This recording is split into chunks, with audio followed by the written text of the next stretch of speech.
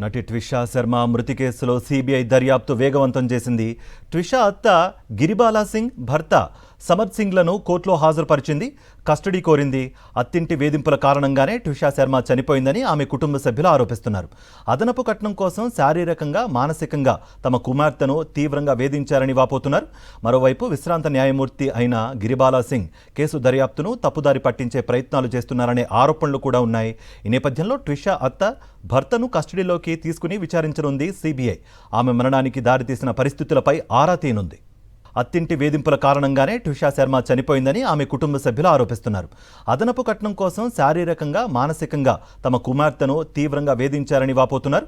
మరోవైపు విశ్రాంత న్యాయమూర్తి అయిన గిరిబాలా సింగ్ కేసు దర్యాప్తును తప్పుదారి పట్టించే ప్రయత్నాలు చేస్తున్నారనే ఆరోపణలు కూడా ఉన్నాయి. ఈ నేపథ్యంలో ట్విషా అత్త భర్తను కస్టడీలోకి తీసుకుని విచారించనుంది సిబిఐ. ఆమె మరణానికి దారితీసిన పరిస్థితులపై ఆరా తీయనుంది.